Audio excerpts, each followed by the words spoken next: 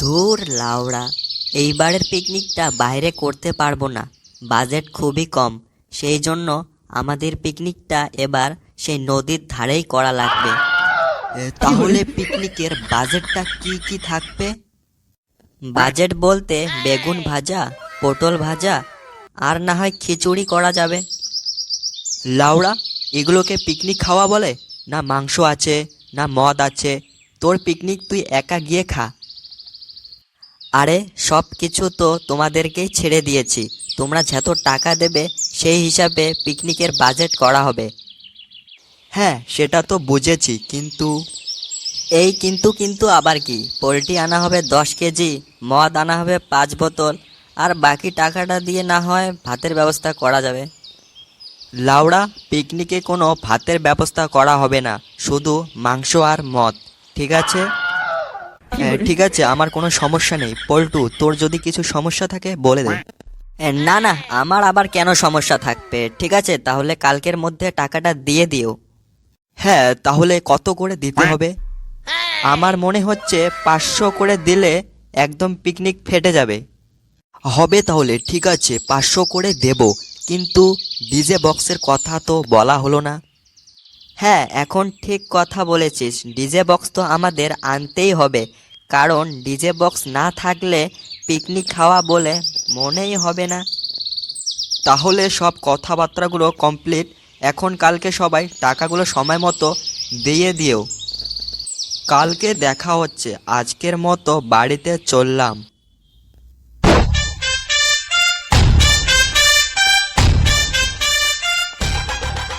বাবা বাবা বলছি যে হ্যাঁ, কি হয়েছে বল। বাবা বলছি যে 2024 তো শেষ হয়ে গেছে, নতুন বছর তো চলে এসেছে। তাহলে কি তোর বিয়ের বয়সটা পার হয়ে যাচ্ছে? না না, আমি বলছি যে নতুন বছর তো চলে এসেছে, তো পিকনিকের ব্যবস্থা করেছি সবাই মিলে, তো 500 টাকা করে দিতে হবে। সবাই দিয়ে ফেলেছে, খালি আমি বাকি আছি। পিকনিক তো করবি সেটা বুঝলাম, কিন্তু 500 টাকা করে যে দিতে হবে, পিকনিকে কি কি আইটেম রয়েছে? যদি আমি বলি যে পিকনিকে ভাতের ব্যবস্থা করা হয়নি, শুধু মদ আর মাংস, তাহলে তো বাবা আমাকে বাড়ি ছাড়া করবে। না না, এই কথা বলা যাবে না। কিরে, আমার কথার উত্তর দিচ্ছিস না যে? মানে বলছি যে পিকনিকের আইটেম বলতে এই বেগুন ভাজা, পটল ভাজা আর এই খিচুড়ি করা হবে।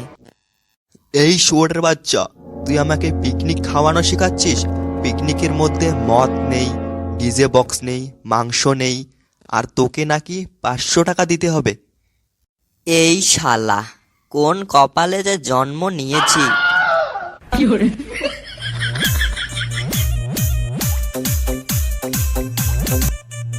কেড়ে লাউড়া, পিকনিকের কেমন মজা লাগছে?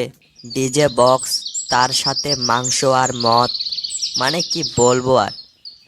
আরে লাউড়া, কথাটা একটু বন্ধ কর, আগে খাওয়াটা সেরে নে।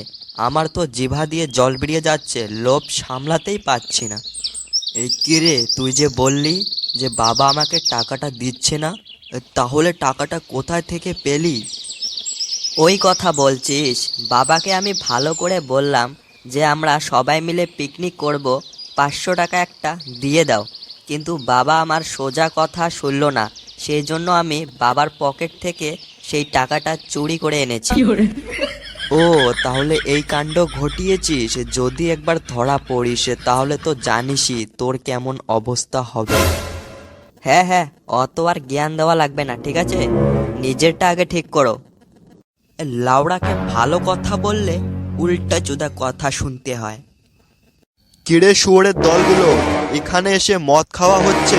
তুই আমাকে কি বললি যে পিকনিকে পটল ভাজা, বেগুন ভাজা আর খিচুড়ি করা হবে? বাবা বাবা, আমি মদ খাইনি বাবা, আমি মদ খাইনি। এই শুয়োরের বাচ্চা, তুই আমার পকেট থেকে 500 টাকা চুরি করে এনে এখানে বসে মদ খাচ্ছিস। সালা, তোকে আজকে দেখে নেব, ডাইরেক্ট স্বর্গে পাঠিয়ে দেব তোকে। দাঁড়া ওখানে। আরে শালা, বাবা তো খেপে গেছে, এখানে আর 1 সেকেন্ডেও থাকা যাবে না, পালাই। এই শুয়োরের বাচ্চা, তোদের কি একটুও ভয় নেই যে আমি তোমার চোখের সামনে আছি আর তোরা এসব খাচ্ছিস? কাকু, এগুলো আমাকে বলে আর কিছু লাভ হবে না। যা বলার সেগুলো গিয়ে তোমার ছেলেকে গিয়ে বলো। আরে কি রকম ছেলে এগুলো, আমার মুখের উপর কথা বলছে। দাঁড়াও, তোর বাবাকে আমি এক্ষুনি ফোন করছি। আরে শালা, সত্যিকারে ফোন করছে। আজকে তো আমি মরলাম। হ্যালো রাকেশ, বলছি যে তোর ছেলে সুমন, হ্যাঁ হ্যাঁ সুমন সুমন, এখানে নদীর ধারে বসে মদ খাচ্ছে আর আমার মুখের উপর কথা বলছে। ভালো কথা বললাম আর আমাকে উল্টা চোদা কথা বলছে। হ্যাঁ ঠিক আছে, তাহলে তাড়াতাড়ি চলে আয়। হ্যাঁ রাখছি। হ্যাঁ হ্যাঁ, এই ছেলে কোথাও পালাবি না কিন্তু। আরে বন্ধু, এখানে দাঁড়িয়ে দাঁড়িয়ে কি দেখছিস? যদি নিজের জীবনটাকে বাঁচাতে চাস তাহলে পালা। পালা রে বন্ধু, পালা।